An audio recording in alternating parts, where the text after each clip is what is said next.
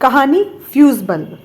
शहर के एक कॉलोनी में एक बड़े आईएएस ऑफिसर रहने के लिए आए जो हाल ही में रिटायर हुए थे।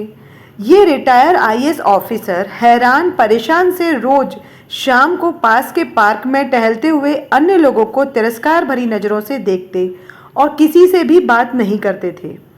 एक दिन एक बुजुर्ग के पास शाम को गुफ्तगू के लिए बैठे और फिर लगातार उसके पास बैठने लगे, लेकिन उनकी वार्ता का विषय एक ही होता था। मैं इतना बड़ा आईएएस ऑफिसर था कि पूछो मत, यहाँ तो मैं मजबूरी में आ गया हूँ। मुझे तो दिल्ली या जयपुर में रॉयल इलाके में बसना चाहिए था। और वो बुजुर्ग प्रतिदिन शांतिपूर्वक उनकी बातें सुना करते थे।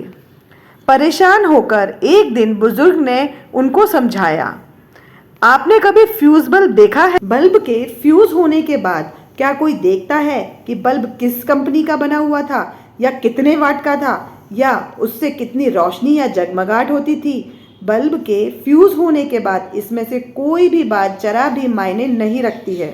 लोग ऐसे बल्ब को कबाड़ में डाल देते हैं। फिर जब उन रिटायर्ड आईएएस अधिकारी महोदय ने सहमति में सिर हिलाया तो बुजुर्ग फिर बोले, रिटायरमेंट के बाद हम सबकी स्थिति भी फ्यूज बल्ब जैसी हो जाती है। हम कहाँ काम करते थे, कितने बड़े छोटे पद पे थे, हमारा क्या रुतबा था, सब कुछ कोई भी मायने नहीं रखता है।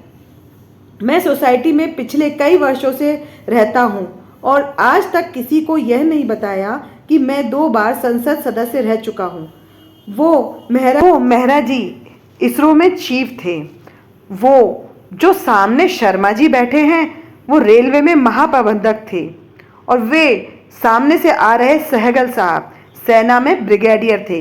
ये बात भी उन्होंने किसी को नहीं बताई है, मुझे भी नहीं, पर मैं जानता हूँ सारे फ्यूज बल्ब करीब करीब एक जैसे ही हो जाते हैं, चाहे 0 वाट का हो या 50 या 100 वाट का हो।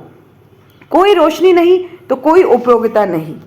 कुछ लोग अपने पद को लेकर इतने वहम में होते हैं कि रिटायरमेंट के बाद भी उनसे अपने अच्छे दिन भुलाए नहीं भूलते।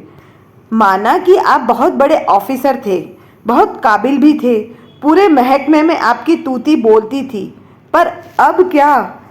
अब यह बातें मायने नहीं रखती हैं, बल्कि यह बात मायने रखती है कि पद पर रहते समय आप इंसान कैसे थे। आपने लोगों को कितनी तवज्जो दी, समाज में क्या किया, कितने लोगों की मदद की। पद पर रहते हुए कभी घमंड आए तो याद कर लीजिए कि एक दिन सबको फ्यूज होना है। वर्तमान का आनंद लीजिए।